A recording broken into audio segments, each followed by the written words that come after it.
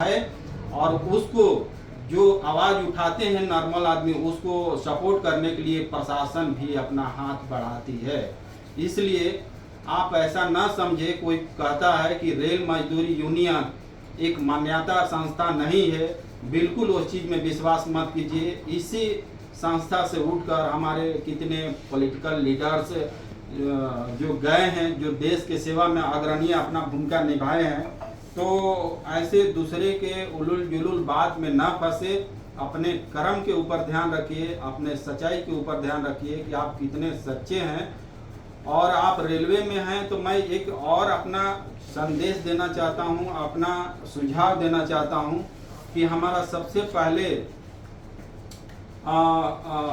Duty है और duty को हम एक मोरल के साथ में, सच्चाई के साथ में हम अपने ड्यूटी को निभाएंगे। और हमारे क्षेत्र, कार्य क्षेत्र में जो भी पदाधिकारी, सुपीरियर, सुपरवाइजर हैं, उनका हम मान सम्मान करेंगे। उनको एक बड़े लेयर का जिम्मेदारी दिया जाता है, तो वो उनकी एक सोच अलग होती है और 10 या 15-20 स्टाफ को मन को मिलाकर उस काम को कराना पड़ता है।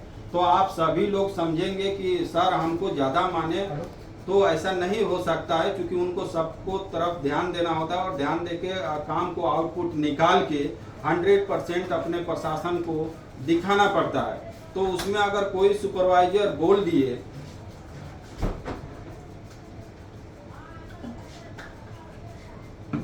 कि आपको यहाँ जाना है, वहाँ करना है, तो उसमें नाराजगी नहीं होना है।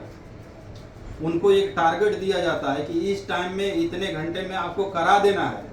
तो मैं दोस्तों ये बोलूँगा आरएमओ के पदाधिकारी आपको बनाने के नाते कि किसी भी सुपरवाइजर के बात को अवहेलना ना करें। उनके बताए हुए जो भी ऑर्डर्स होता है उनको फॉलो करिए और 8 घंटा अपनी ड्यूटी पूर्ण निष्ठा के साथ में निभाइए, क्योंकि यही ड्यूटी आपको आगे बढ़ाने के, इसी से जो हमारा पैसा मिलता है सरकार के तरफ से, तो सरकार को एक बहुत बड़ी आस होती है हर कर्मचारी के पीछे कि हमने इतना कर्मचारी को लगा रखा है, तो उससे हमारा एक आउटपुट भी पॉजिटिव होगा और हमारा सिस्टम भी बहुत जल्दी ग्रोथ होगा। उसमें हम लापरवाही करेंगे तो फिर हमारी जो वो कॉन्ट्रैक्टर सिस्टम आलजाल सब इसमें डेवलप होते जा रहा है, तो वो हमारी कमी के वजह से होते जा रहा है। तो हम वैसा कमी ना शो करें, हम अपनी 8 घंटा ड्यूटी को पूर्ण रूप से निभाएं। और एक हमारे पैनल में सुपरवाइजर लोग भी जुड़े हैं, तो मेरा ये भी एक संदेश है कि हमारे जो स्टाफ हैं उनको भी कोऑर्डिनेट करते रहिए। काम तो ठीक है देना है, लेकिन एक स्टाफ को आउटपुट देने के माध्यम से ऐसा ना होना चाहिए कि स्टाफ को हम पूरी तरह निचोड़ दें, क्योंकि वो एक मशीन नहीं है, एक जीव है। उनको स्वस्थ भी रहना है और कल की ड्यूटी टाइम पर पकड़ना भी है। तो ये सारी चीज़ें क्या है कि इसमें कोई बड़ा छोटा नहीं है, समझ गया ना। तो एक दूसरे से कोऑर्डिनेट करके किसी प्रकार की दिक्कत ना हो और हम लोग रेलवे को 100% आउटपुट देने के लिए तत्पर रहें, प्रयास करें। तो ये हमारी संदेश है और मैं आशा करता हूँ कि आने वाले टाइम में जो भी हम एक वर्कर के साथ साथ, एक रेलवे कर्मचारी के साथ साथ जो वेलफेयर का काम आरएमओ रेल मजदूर यूनियन के माध्यम से कर रहा हूँ, तो आने वाले टाइम में मैं इतना आशा देता हूँ कि एक सच्चा रास्ते पर अपने सभी पदाधिकारी को लेके जाऊंगा और एक सही मार्ग बताऊंगा। और कोई भी चीज़ इनसे ऐसा नहीं होगा इनके विचार में कि हमको नहीं बताया जा रहा है। सबका जानने का अधिकार है, जितना हमारा अधिकार है इनका भी उतना ही अधिकार है।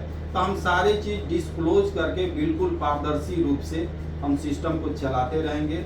और आने वाले जो भी और दूसरे कर्मचारी आना चाहते हैं, इस रेल मजदूर यूनियन पैनल को ज्वाइन करना चाहते हैं, तो वेलकम, हम उनका स्वागत करेंगे। यहाँ सब बराबरी दृष्टिकोण से देखा जाता है। यहाँ पर भाई भतीजवाद नहीं किया जाता है। जो वेलफेयर का काम एक न्यायिक दृष्टिकोण से करते हैं उनको वैल्यूएबल किया जाता है, उनको मान सम्मान दिया जाता है और उनको ऐसा स्थान प्राप्त कराया जाता है। तो मैं इतना ही कर अपनी वाणी को समाप्त करता हूँ।